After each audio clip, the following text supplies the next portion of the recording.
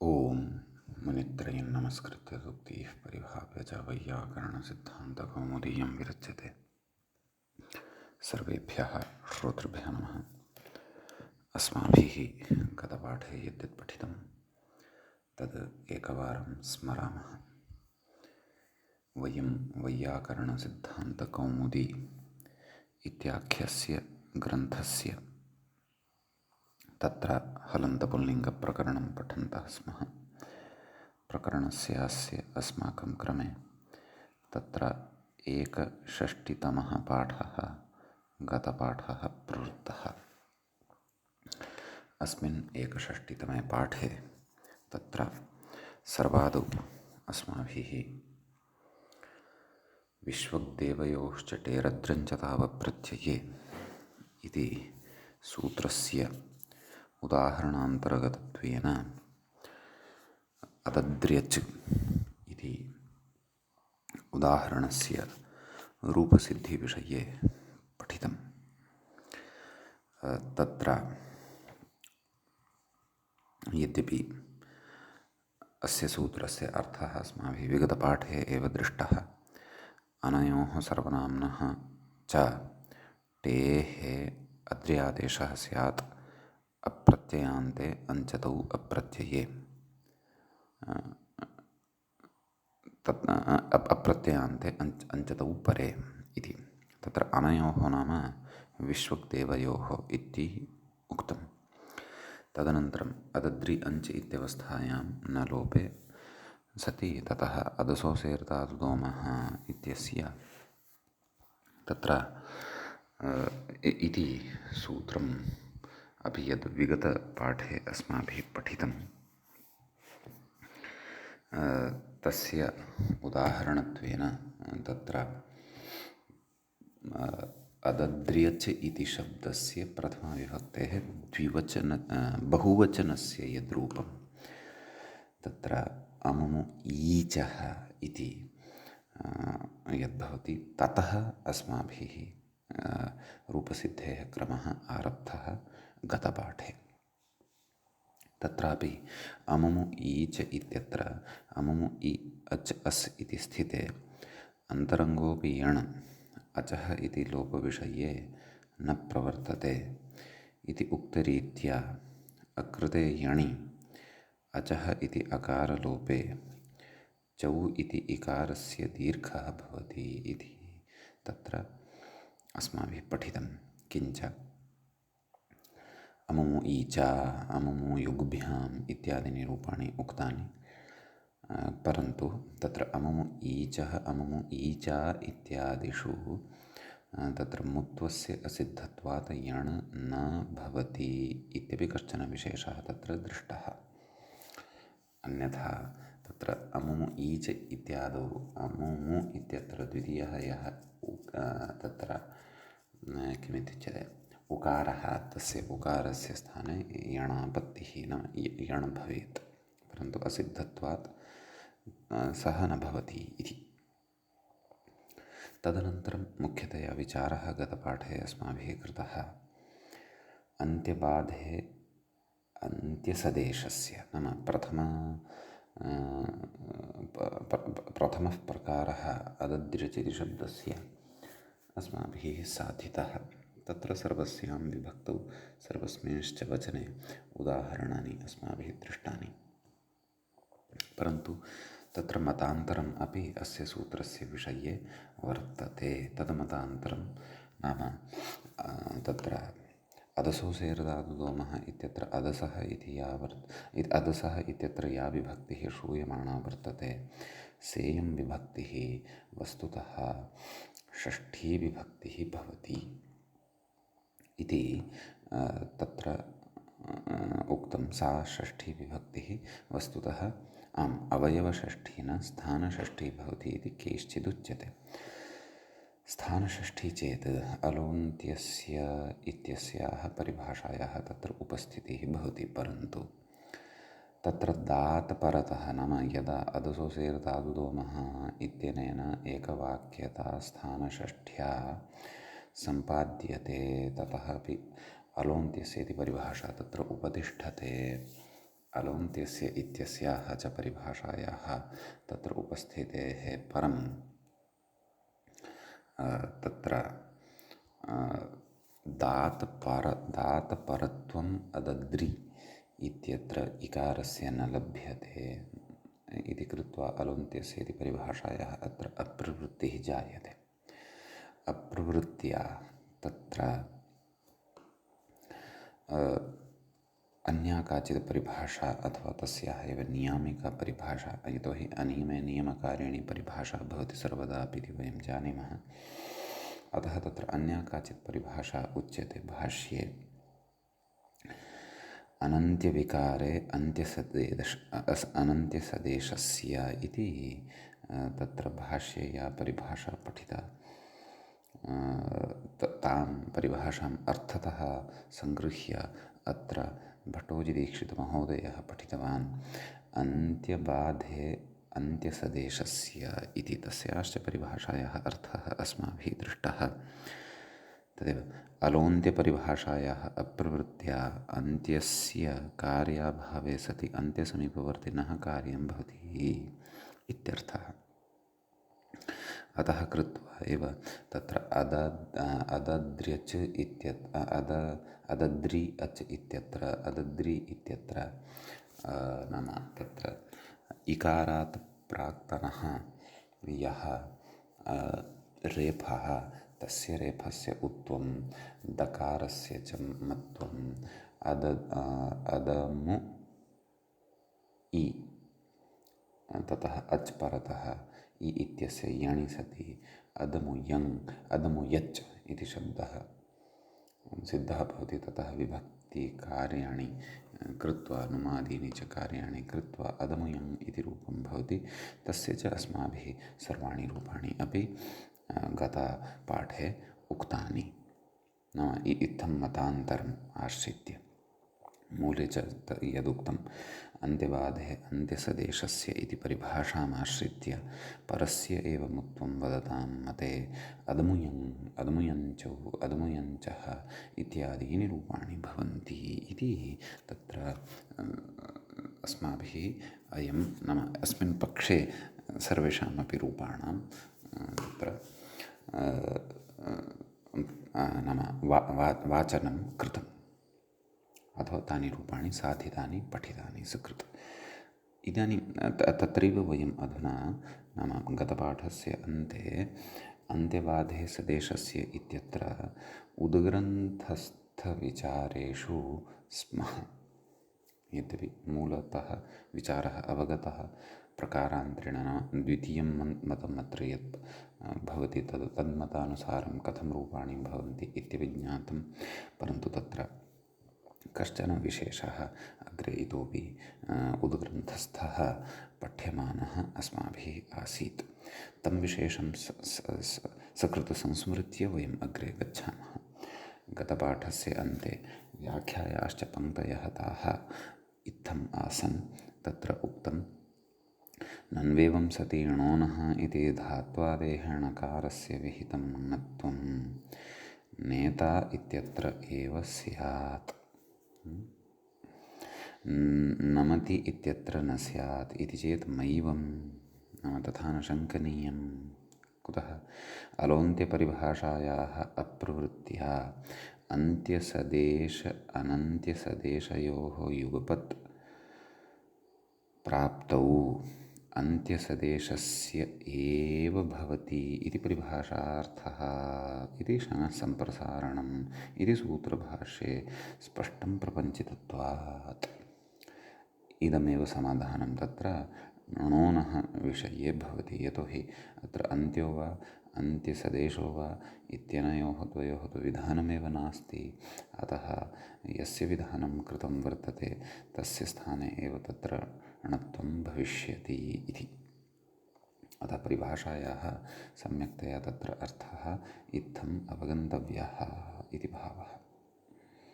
ततः तत्र अग्रे उक्तं यद्यपि शनः सम्प्रसारणम् इति सूत्रे प्रकृतिसूत्रे च अनन्त्यविकारे अन्त्यसदेशस्य इति परिभाषा पठिता, तथापि सैवात्र अर्थतः सङ्गृहीता, नाम तस्याः अर्थः अभिप्रायः च यः वर्तते तस्य सङ्ग्रहं कृत्वा सरलैः वचोभिः अत्र अन्त्यबाधे अन्त्यसदेशस्य इति वचनं तत्र उक्तं वर्तते।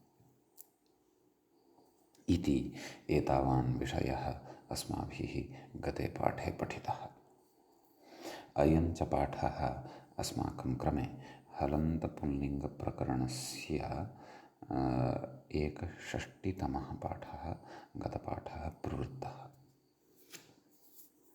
अधुना तावत् हलन्तपुल्लिङ्गप्रकरणस्यास्य 62तमः पाठः अस्माकं क्रमे तत्र भवति आरब्धः। तत्र कथयति, तदेव व्याख्यायाम् अग्रिमां पङ्क्तिम् अनुसरामः। कथयति, अन्त्यविकारः आदेशः, अन्त्यस्य विकारः नाम आदेशः, अन्त्यविकारः नाम विगृह्य कथयति, तत्र पदच्छेदं कृत्वा प्रदर्शयन् अस्ति। सम्यक्। नाम अनन्त्यविकारे अन्त्यसदेशस्य इति यदुक्तं, कथयति, अन्त्यविकारस्य अभावे अनन्त्यविकारे इति। तत्र भाष्ये यथा परिभाषा उक्ता वर्तते तथा विग्रहं कुर्वन्नस्ति इत्यर्थः। भाष्ये कथमुक्ता परिभाषा, अनन्त्यविकारे अन्त्यसदेशस्य। तर्हि आदौ अनन्त्यविकारे इत्यस्य विग्रहं कुर्वन्नस्ति। तत्रापि आदौ अन्त्यस्य विकारः अर्थात् आदेशः अन्त्यविकारः इत्युक्तम्। अन्त्यं च किं भवति, अन्ते भवम् अन्त्यं भवति। सम्यक्। ततः उक्तम् अन्त्यविकारस्य अभावे अनन्त्यविकारे कथयति, अर्थाभावे अव्ययीभावेन। अत्र अर्थाभावे अव्ययीभावसमासः वर्तते। क्व अनन्त्यविकारे इति सप्तम्यन्ततया यत् श्रूयते। कथयति, अव्ययीभावेन सह नञ् तत्पुरुषो विकल्प्यते। आम्, अस्तु, नञ् तत्पुरुषः स्वीकृतः वा इति भाति। अस्तु, पश्यामः। नञ् तत्पुरुषो विकल्प्यते इति वक्ष्यमाणत्वात्, नाम अग्रे वक्ष्यते अयं विषयः। विशिष्य समासेषु नञ् इति सूत्रपठनवेलायाम् अथवा नञ् तत्पुरुष विधानपठनवेलायां तत्र अग्रे वक्ष्यते। कथयति, इति वक्ष्यमाणत्वात् तत्पुरुषः अव्ययीभावपक्षे, नाम तत्पुरुषः इति भवन्तः अत्र अर्धविरामं स्थापयितुं शक्नुवन्ति वाक्यस्य स्फुटतया अवगमनाय। तत्पुरुषः अग्रे कथयति, अव्ययीभावसमासः तु, नाम अत्र अव्ययीभावोऽपि वर्तते, नञ् तत्पुरुषोऽपि वर्तते। कस्मिन् पदे, अनन्त्यविकारे इत्यत्र। सम्यक्। विकल्पेन प्रवर्तते। सः च विकल्पः मया उक्तमेव। नञ् तत्पुरुषः नञ् इति सूत्रपठनवेलायां वक्ष्यते, तत्रैव च स्फुटी भविष्यति। तत्र सज्ञापकं नाम सप्रमाणं तत्र इदं प्रतिपादयिष्यते। ततश्च तत्र क्वचित् कारकेषु अपि अस्य स्मरणं किञ्चित् करिष्यते। नाम अव्ययीभावसमासः नञ् तत्पुरुषेण विकल्प्यते इति। नाम क्वचित् अर्थाभावे तत्र अव्ययीभावः नाम अपि भवति पक्षे, नञ् तत्पुरुषसमासोऽपि भवितुम् अर्हति। अस्तु, कथयति, इति अव्ययीभावपक्षे तु तृतीया सप्तम्योर्बहुलम् इति अम्भावः इति अम्भावाभावः इति। नाम आम्, तृतीया सप्तम्योर्बहुलं सत्यं। नाम तत्र नाव्ययीभावादतोऽन्त्वपञ्चम्याः इत्यनेन अम्भावः स्यात् खलु। अव्ययीभावः अस्ति यदि, तर्हि तत्र कथम् तत्र अनन्त्यविकारे इति श्रूयमाणं वर्तते। अनन्त्यविकारम् इत्येव खलु स्यात् वा न वा? अनन्त्यविकारम् इत्येव खलु स्यात्। कथं तत्र विभक्तेः श्रवणं जायमानं वर्तते इति चेत् तत्र एव वयं नाम अव्ययीभावसमासे नाव्ययीभावादतोऽन्तो पञ्चम्याः एतत् समनन्तरमेव सूत्रमेकं पठिष्यामः। तृतीया सप्तम्योर्बहुलं नाम अव्ययीभावसमासे तत्र सुपां स्थाने अम् इति आदेशः तृतीयायां विभक्तौ सप्तम्यां च विभक्तौ विकल्पेन भवति। नाम पक्षे तत्र विभक्तेः श्रवणं भवति। अतः प्रकृतेऽपि ङि इत्यत्र विभक्तेः श्रवणं तत्र तृतीया सप्तम्योर्बहुलम् इत्यत्र सप्तमी ग्रहणात् बहुलं भवति। बहुलम् इत्यस्य च अर्थः अस्माभिः पठितः एव। क्वचित् विभाषा क्वचिदन्यदेव इत्यादिकं क्वचित् प्रवृत्तिः क्वचिदप्रवृत्तिः क्वचित् विभाषा क्वचिदन्यदेव। अतः प्रकृते अपि तत्र नाम एवं रीत्या तृतीयान्ततया तत्र नैव सप्तम्यन्ततया तत्र अव्ययीभावे श्रवणं भवति इति।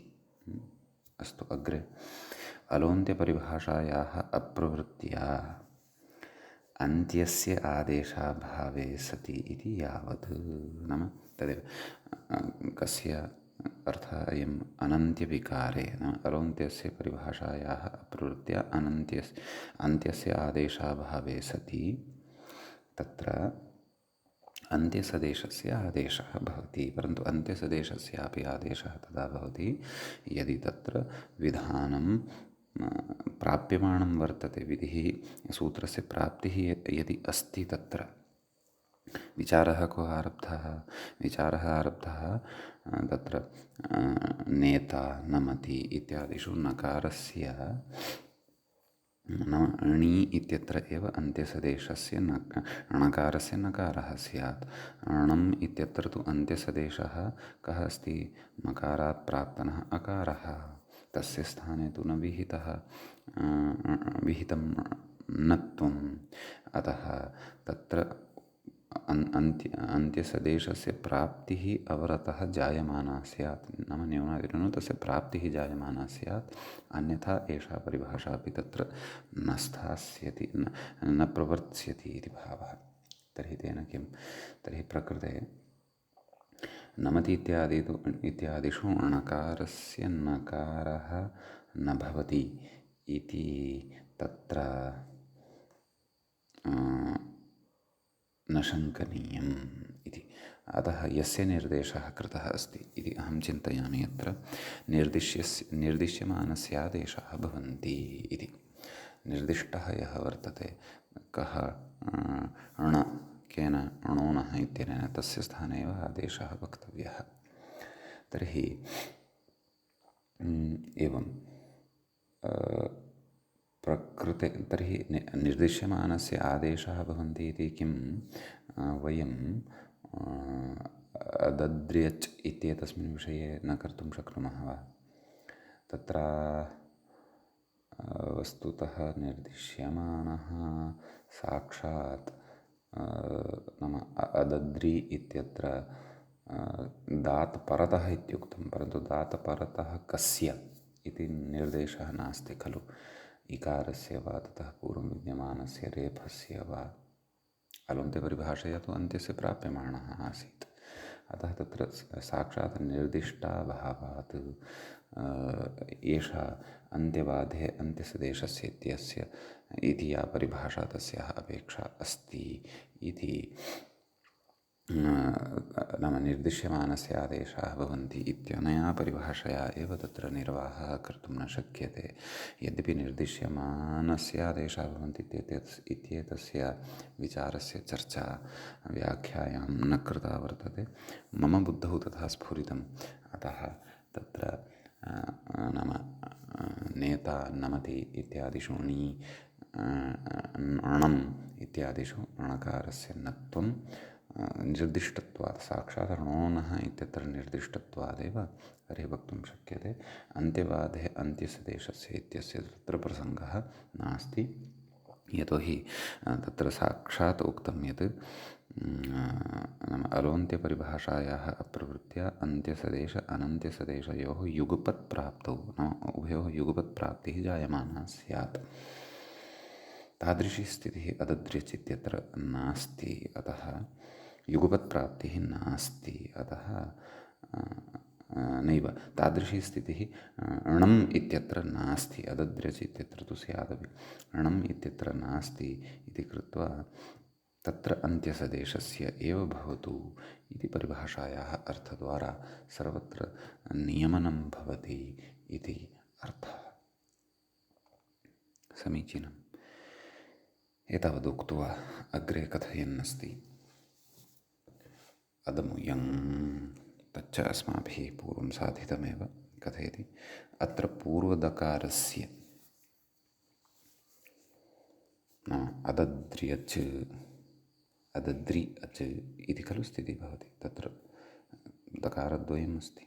कथयति पूर्वदकारस्य तदुत्तरतकारस्य तदुत्तर अकारस्य तदुत्तराकारस्य अर्थात् तदुत्तरः नाम तस्मात् परतः विद्यमानः यः अकारः तस्य च न मुत्वम् अर्थात् दकारस्य मकारादेशः अकारस्य च उकारादेशः इति विशेषः नाम इति अत्र विशेषो भवति। एवञ्च इदं तत्र द्वितीयं मतम् अदसौ सेर्दादुदोमः इति सूत्रार्थं पुरस्कृत्य अत्र अस्माभिः प्रतिपादितम्। एवं खलु इदानीं प्रकृते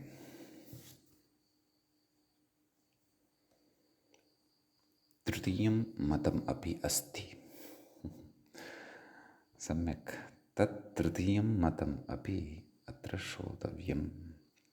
तृतीये मते मुत्वमेव नास्ति, अर्थात् मकारादेशः वा उकारादेशः वा न कस्यापि वर्तते। एतस्मिन् मते तु तत्र अदद्र्यच् इत्येतस्मात् साक्षात् तदेव नुम् इत्यादिकं कृत्वा अदद्र्यञ्चौ अदद्र्यञ्चः इत्येवं रीत्या रूपाणि भवन्ति। अत्र दत्तं नास्ति मुत्तं नास्ति नाम अदसौ सेर्दादुदोमः इत्यस्य प्रवृत्तिरेव अत्र नास्ति इति अन्ये केचन अस्य अदसौ सेर्दादुदोमः इत्येतस्य व्याख्यानं कुर्वन्ति।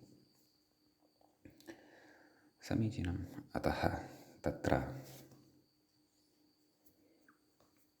तदेव इदानीं द्रष्टव्यं यत् तद् अन्यत् मतं कीदृशम् इति कथयति। अह सेः सकारस्य इति मूले पश्यामः। कथयति अह सेः सकारस्य स्थाने अह सेः यस्य सः असिः नाम मूले या पङ्क्तिः उक्ता खलु ताम् अहम् एवं पठन् अस्मि। तत्र अवधानं कुर्वन्तु। अह सेः सकारस्य त्यजन्तु अग्रे आगच्छन्तु। स्थाने नैव अह सेः यस्य सः असिः। सम्यक्। तत्र सेः व्याख्यातारं पश्यन्तु अधुना। सेः इत्यस्य विवरणं करोति सकारस्य, अर्थात् मूले या पङ्क्तिः अस्ति अह सेः अर्थात् अस्माकं सरलतया अवगमनाय तत्र अर्थात् इति योजयामः। अह सेः अर्थात् सकारस्य स्थाने यस्य सः असिः। सकारस्य स्थाने इति कस्य अर्थः वर्तते? सेः इत्यस्य अर्थः वर्तते। अह इति तु प्रथमान्तं वर्तते, सेः इति षष्ठ्यन्तं वर्तते। नाम कस्य अयं विग्रहः क्रियमाणः वर्तते? अदसौ सेर्दातुदोमः इत्यत्र असेः इति यत् प्रयुज्यते तस्यायं विग्रहः अत्र उच्यमानः वर्तते। कैश्चित् इत्थम् अत्र विग्रहः क्रियते इति भावः। पूर्वं तु नास्ति सिः यस्य सः असिः इति विग्रहः अस्माभिः कृतः। प्रकृते च विग्रहः क्रियमाणः वर्तते। अह सेः, सेः इति षष्ठ्यन्ततया स्वीक्रियमाणं वर्तते। अस्ति अत्रापि बहुव्रीहिरेव, परन्तु अह सेः नाम विग्रहे एव षष्ठ्यन्ततया स्वीक्रियमाणं वर्तते। पूर्वं तु तत्र असिः नाम तत्र नै पूर्वपदत्वं स्वीकृतं, यदा प्रथमतया विग्रहः कृतः, अथवा सूत्रे यः अर्थः विग्रहः, सूत्रार्थसम्पादनाय यः विग्रहः कृतः, एवं खलु। तत्र तदेव अविद्यमानः सिः यस्य अथवा नास्ति सिः यस्य सः असिः, अदसः इत्यस्य विशेषणं खलु। परन्तु अत्र किमुच्यते, अह सेः, अह अर्थात् अकारः, अ इति स्वरः, सेः यस्य, सेः अर्थात् सकारस्य स्थाने यस्य सः असिः, तस्य असेः, तदेव व्याख्याता कथयन् अस्ति। असेः इति नायं तत्पुरुषः, अथवा न सिः असिः तस्य असिः इत्यपि नास्ति। अपि च पूर्वम् अविद्यमानः सिः यस्य एवं रीत्या यः बहुव्रीहिः उक्तः सोऽपि नास्ति इत्यपि अत्र अवगच्छन्तु। तर्हि कीदृशः बहुव्रीहिः, कथं विग्रहः, तदेव कथयति। किन्तु अह सेः यस्य सः असिः, तस्य असेः इति विग्रहः, एवं रीत्या यः विग्रहः उच्यमानः वर्तते, तस्मिन् विग्रहे अह सेः यस्य इत्यत्र सेः इति यत् स्वीकृतं वर्तते, तत्र स्थानषष्ठी अस्ति। सेरिति स्थानषष्ठी इत्युच्यते खलु। कथयति इकारः उच्चारणार्थः, इकारस्तु अत्रापि उच्चारणार्थत्वेन एव स्वीक्रियते। सम्यक् कथयति, सकारस्थ, क्षन्तव्यः, आम्, सकारस्थ सकारस्थानक अकारवतः इत्यर्थः। नाम अदस शब्दे यः सकारः वर्तते, तत् स्थानं वर्तते यस्य अकारस्य, तादृश अकारवान् यः वर्तते अदसशब्दः, नाम सकारस्य स्थाने यदा अकारादेशः जायते तदा अद इत्येव अवशिष्यते। तादृशस्य अदस् इति शब्दस्य, नाम पश्यन्तु, एतत् शब्दं पुनः पश्यन्तु, सकारस्थानक अकारवतः इत्यर्थः। नाम सकारः स्थानं वर्तते, स्थानं प्रायः स्थानी एव अत्र विवक्षितः इति भाति। नाम सकारस्य स्थाने अकारः जातः भवति यत्र अदसशब्दे विद्यमानस्य, अर्थात् अदसशब्दे विद्यमानस्य सकारस्य स्थाने अकारः यत्र जातः भवति, एवं खलु। नाम केन, त्यदादिनामः इत्यनेन भवति खलु। तादृशः यः अद इति लभ्यते शब्दः, तस्य एव मुत्वम् अथवा उत्तमत्वम्, एवं खलु। तदेव अग्रे स्पष्टीकुर्वन् अस्ति, अदसशब्दस्य त्यदाद्यत्वे कृते, त्यदादीनामः सकारस्थानक अकारवत्वम् इति, नाम सकारस्य स्थाने तत्र अकारः लभ्यते इति कथयति।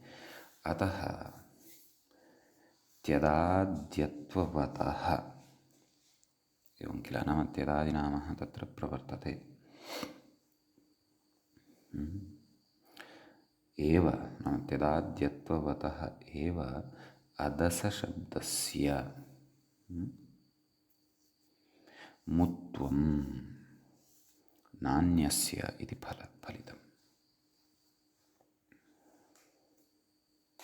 एवं खलु इति सूत्रार्थः, इति मतं तेषाम् अस्ति।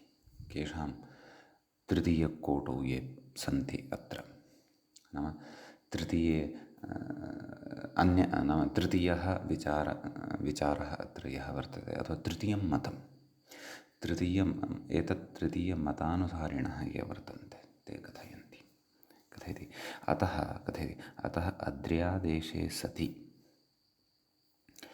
सकारस्थानक अकारवत्वाभावात्, अर्थात् प्रकृते तु अदस् इत्यत्र वयम् अस् इति टेः अद्रि इति आदेशं कुर्मः, एवं खलु।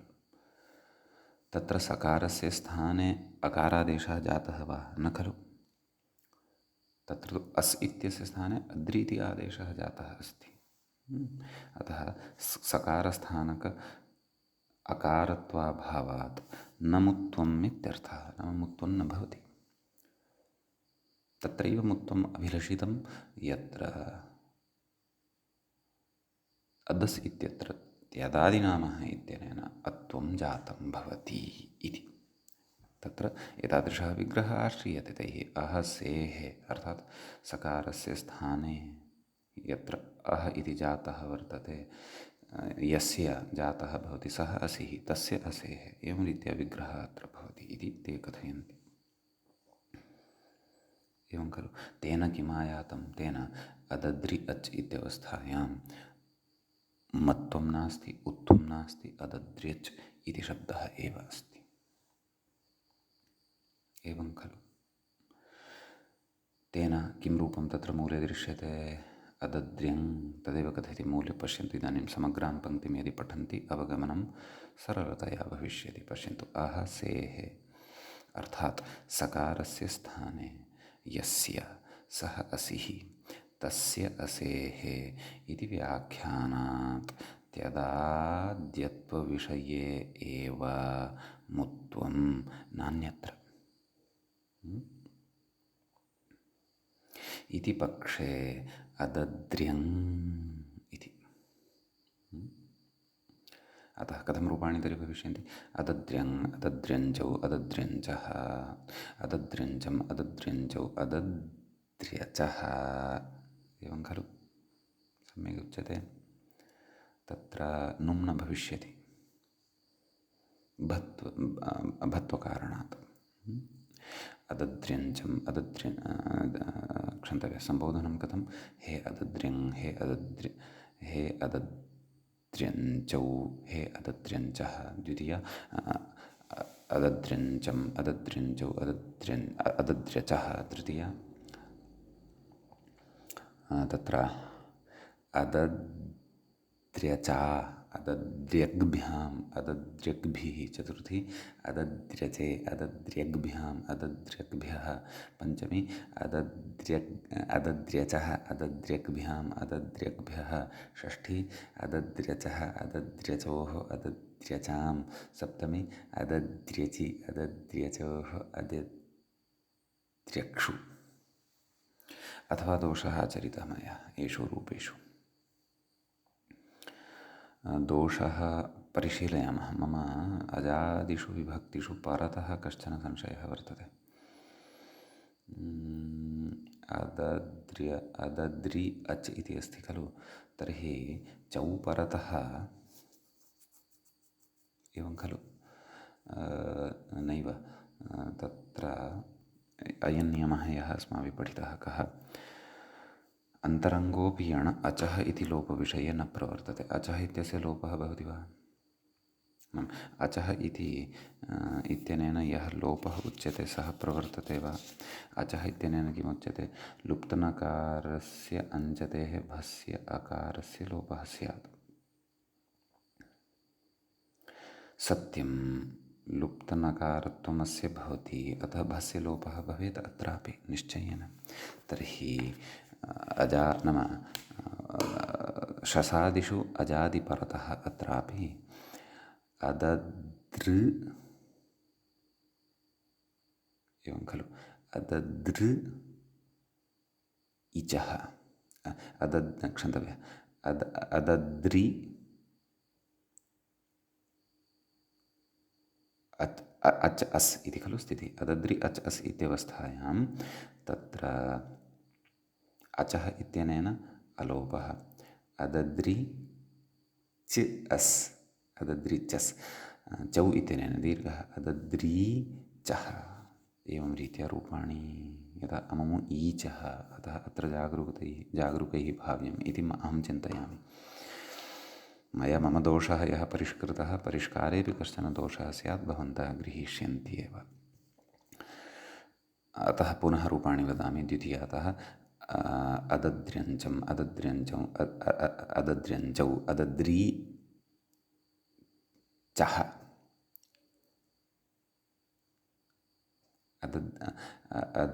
अदद्री चः। सम्यक्। तदनन्तरं तृतीया अदद्रीचा, प्रतीचा इत्यादि यथा प्रतीचा इत्यादीनि यथा साधितानि। अदद्रीचा भ्यामि परतः तु न भविष्यति। अदद्र्यग्भ्याम् अदद्र्यग्भिः। चतुर्थी अदद्रीचे, अदद्र्यग्भ्याम् अदद्र्यग्भ्यः। पञ्चमी अदद्रीचः, अदद्र्यग्भ्याम् अदद्र्यग्भ्यः। षष्ठी अदद्रीचः, अदद्रीचोः, अदद्रीचां। सप्तमी अदद्रीचि, अदद्रीचोः, अदद्र्यक्षु। प्रायः इमानि एव रूपाणि शुद्धानि तृतीयमते इति अहं चिन्तयामि।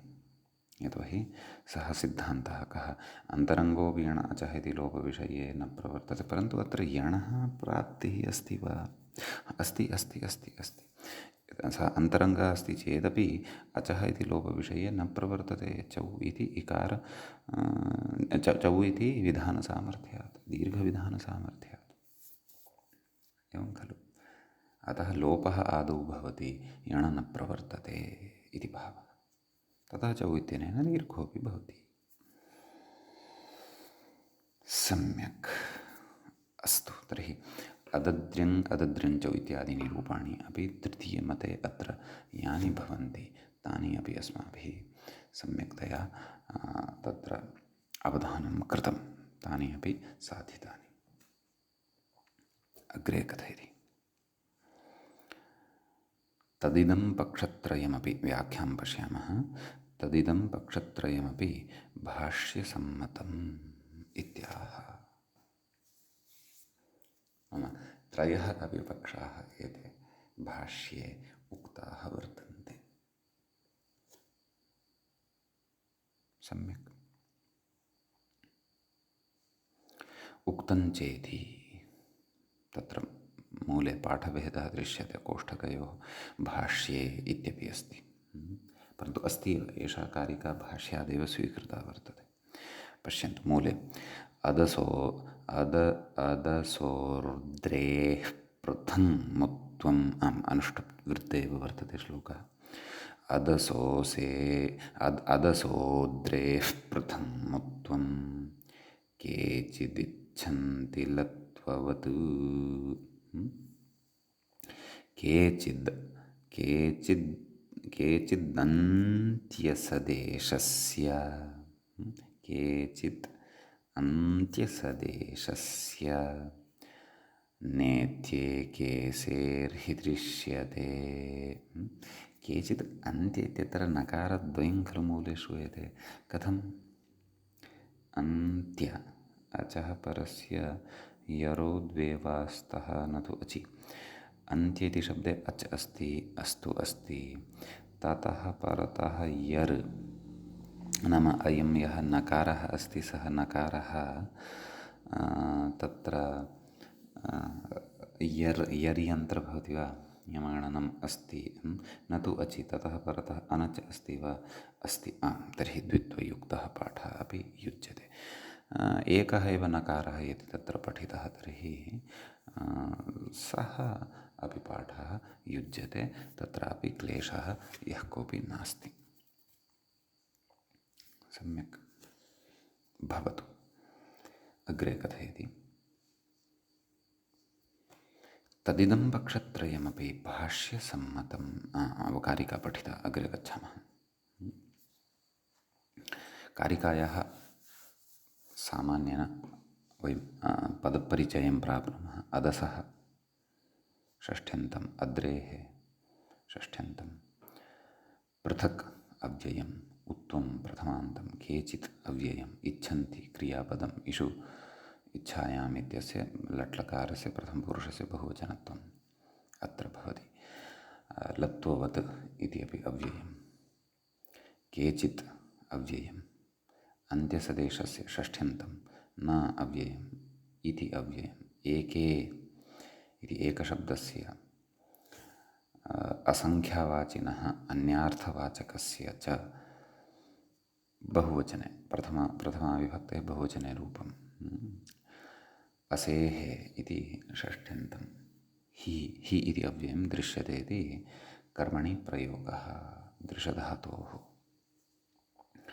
अस्तु, अन्वयमुखेन व्याख्याता अस्य व्याख्यानं कुर्वन्नस्ति। अग्रे कथयति अदसः टेः अर्द्रेर्विधौ सति अदद्र्यच इति प्रथमद्वितीययोः दकारयोः पृथङ्मत्वं तस्य स्थाने मकारं नाम दकारद्वयं यदस्ति तस्य स्थाने पृथक्तया मत्वं नाम पृथक् मत्वं तदुत्तरयोः अवर्णयोः नाम ततः उभयत्र क्षन्तव्यः तदुत्तरयोः अवर्णरेफयोः नाम अदद्र्यच् इत्यत्र प्रथमदकारात् परतः अकारः वर्तते द्वितीयदकारात् परतः रेफः वर्तते एवं खलु। उत्वं च युगपदेव तत्र उत्वं युगपदेव भवति इति केचित् इच्छन्ति। कथं लत्ववत् इति कथयति। कथं लत्ववत् नाम किं तत् लत्वं क्व च भवति तदेव कथयति। चलीक्लृप्यते इत्यत्र चरीक्लृप्यते इति स्थिते नाम चरीक्लृप्यते इति चरीक्लृप्यते इति तत्र यङन्तं रूपं वर्तते। तच्च यङन्तप्रक्रियायां वयं विस्तरेण पठिष्यामः। यथा पठति पा पठ्यते इति वत् पुनः पुनः पठति भृशं पठति इति वा। अस्तु, कृप इति धातुः च अत्र भवति। अस्तु, कथयति अग्रे इति स्थिते रेफ ऋकारयोः यथा नाम तत्र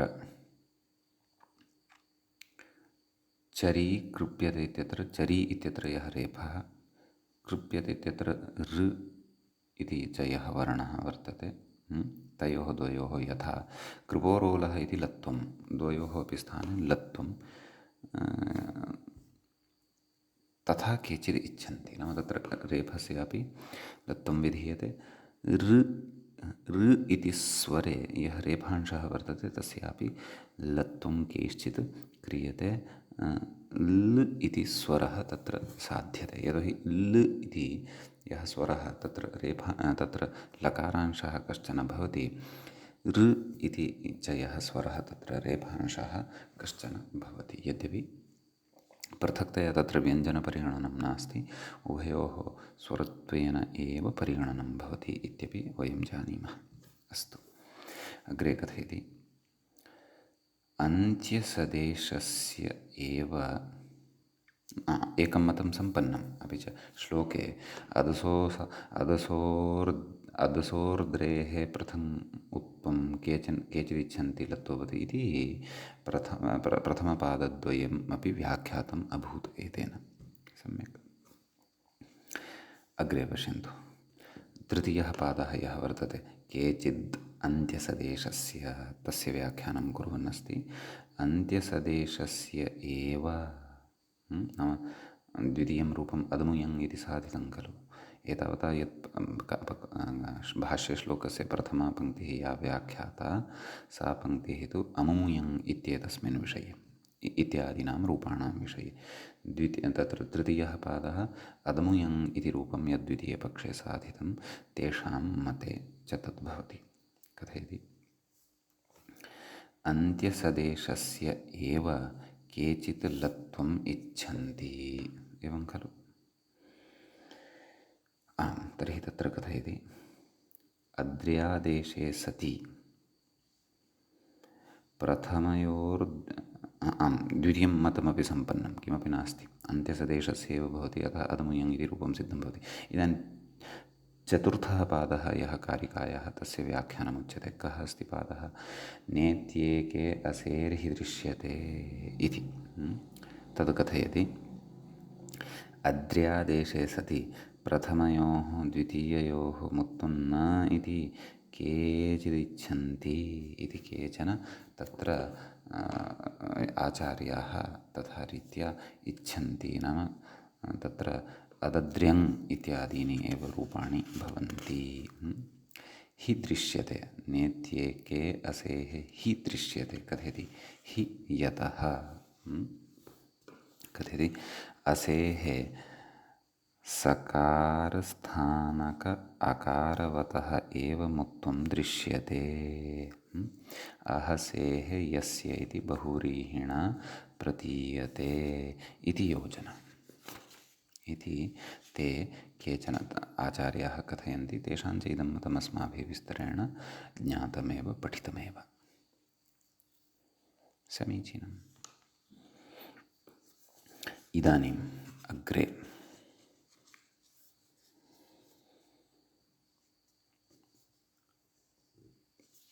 तर्हि एतावता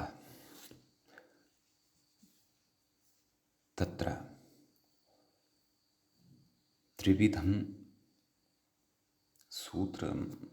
सूत्रार्थं पुरस्कृत्य अस्माभिः विमर्शः कृतः। अदद्र्यच् इति शब्दस्य त्रिधा रूपाणि साधितानि। किञ्च इदं ग्रन्थकारस्य कल्पना नास्ति। भाष्यादिषु एतत् पक्षत्रयमपि उक्तं वर्तते। तत्पक्षत्रयं भाष्ये यथा सिद्धान्तितं तद्वत् प्रकृते अपि स्वीकृत्य अस्माकं पुरतः सरलया रीत्या उपस्थापितं ग्रन्थकारेण। अधुना तावत् तत्र अग्रे प्रकृते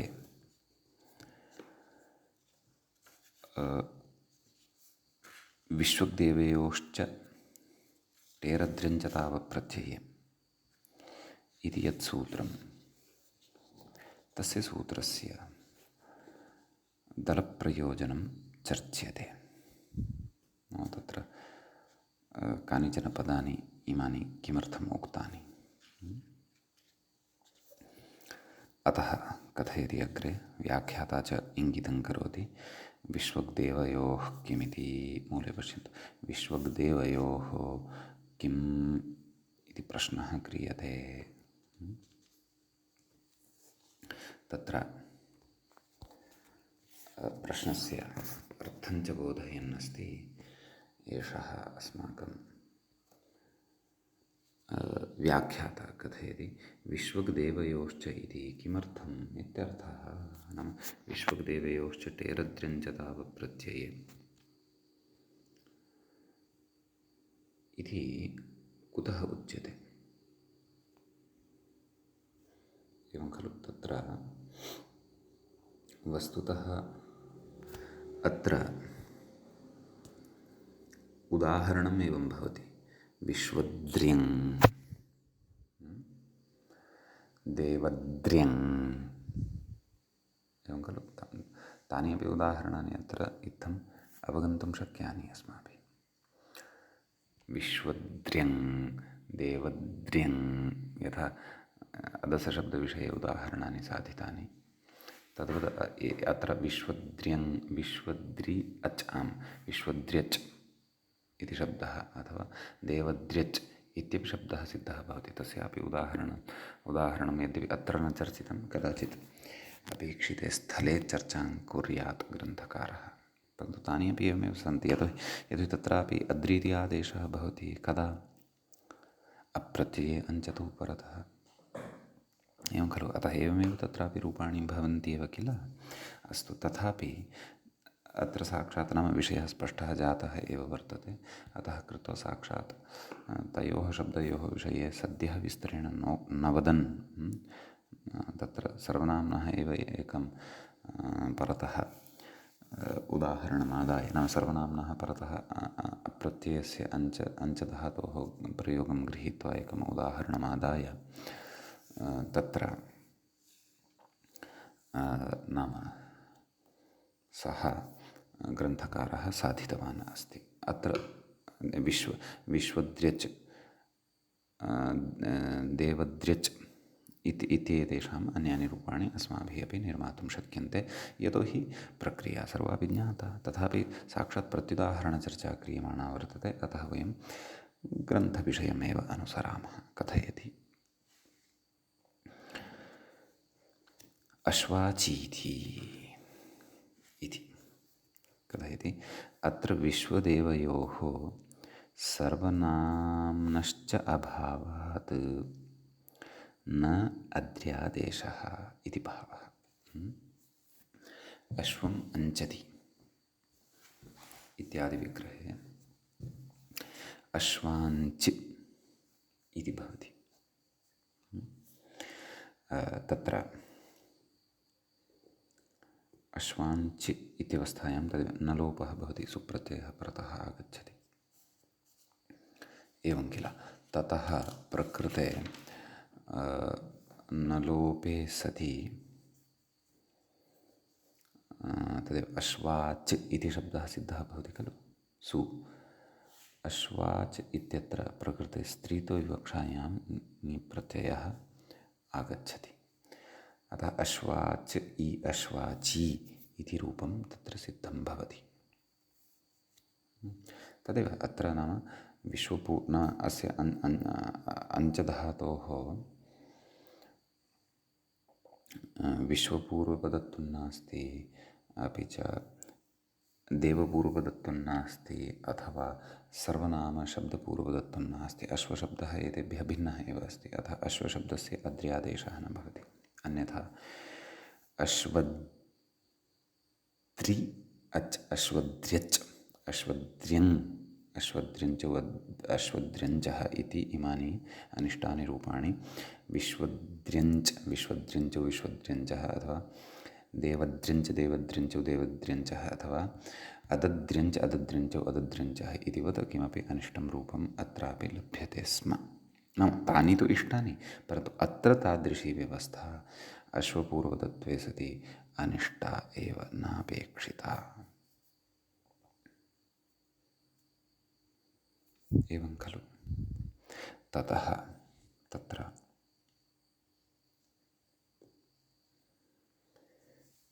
अग्रे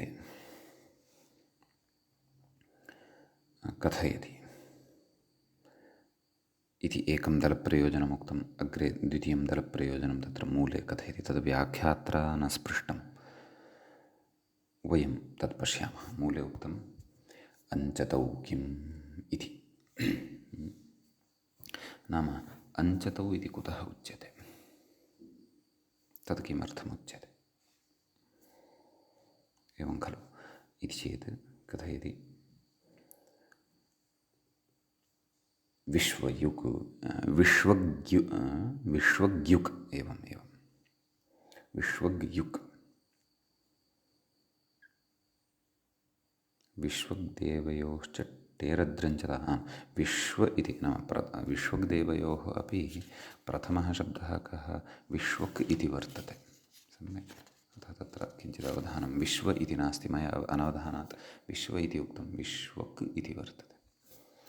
अस्तु, तर्हि अत्र पश्यन्तु, विश्वग्युक् इत्यत्र विश्वग् इति पूर्वपदत्वे सति अञ्चधातुः परतः नास्ति। अत्र युज् धातुः वर्तते, तस्मात् क्विनादिः विहितः वर्तते। अतः विश्वग्युज् इति शब्दः तत्र वर्तते। अञ्चधातुः नास्ति इति कृत्वा अद्रि इति आदेशः अपि न भवति। केन? विश्वग्देवयोश्च टेरद्रञ्चतावप्रत्यये इत्यनेन। समीचीनम्। ततः कथयति अधुना अग्रिमं प्रत्युदाहरणम्, अग्रिमं दलप्रयोजनम् आरब्धवान् व्याख्याता। द्वितीयदलप्रयोजने अथवा द्वितीयप्रत्युदाहरणे तथा विशेषः नास्ति, व्याख्यातारः स्वयमेव अवगमिष्यन्ति इति कृत्वा तस्य स्पर्शः न कृतः एतेन। कथयति अप्रत्यये किं मूले उक्तं खलु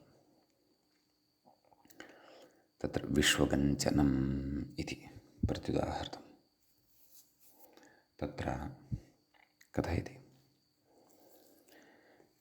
व्याख्याता अत्र अन इति ल्युडादेशस्य श्रूयमाणतया अञ्चेः अप्रत्ययान्तत्वं नेति भावः।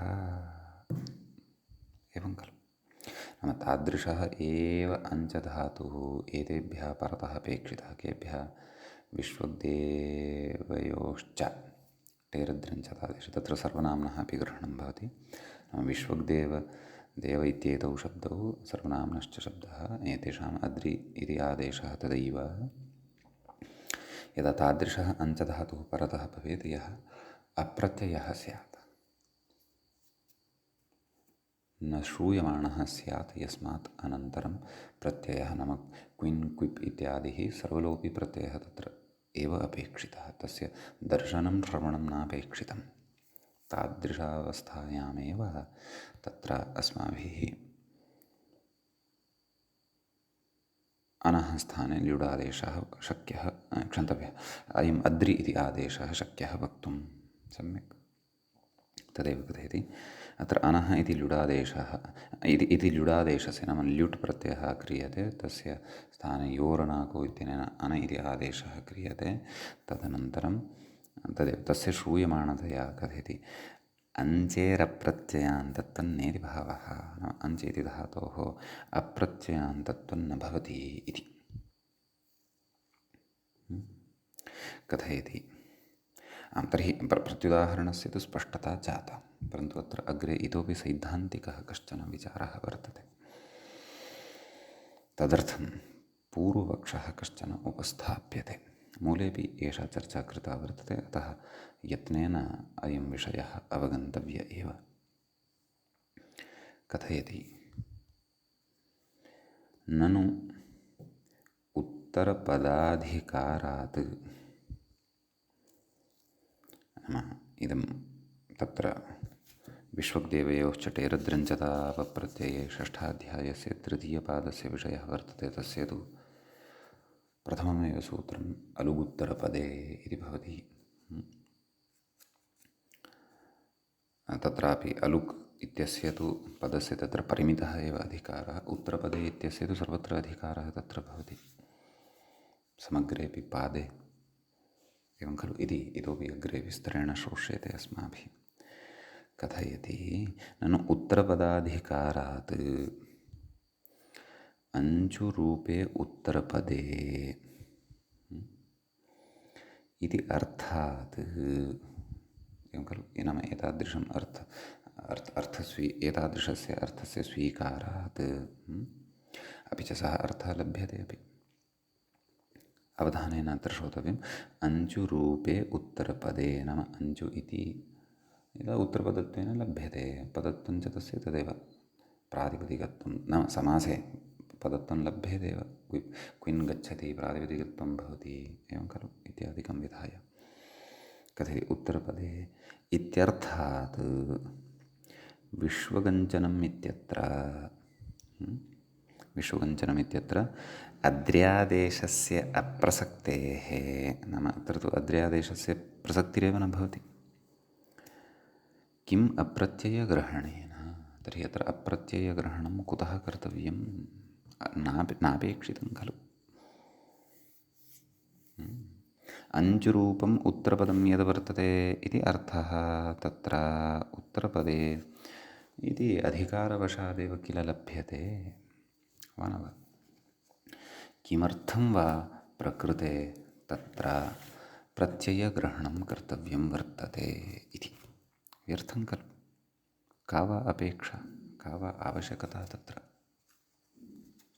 वा न वा इति चेत् अप्रत्ययग्रहणस्य अत्र भोः महत्प्रयोजनमस्ति। सूत्रकारेण अतीव सूक्ष्मेक्षिकया सर्वम् उत्तरपदे इति अधिकारं बुद्धौ संस्थाप्य एव अत्र अयं विमर्शः नाम अप्रत्यये इत्यस्य ग्रहणं कृतं वर्तते। किमर्थं ग्रहणं कृतं वर्तते इति चापि वयम् अग्रिमे पाठे पठिष्यामः। अन्येपि विशेषाः अत्र ये सन्ति तानपि अग्रे द्रक्ष्यामः। एवञ्च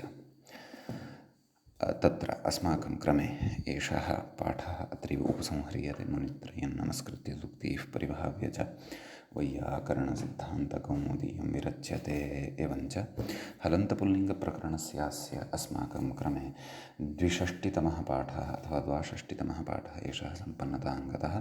नमः सर्वेभ्यः श्रोतृभ्यः।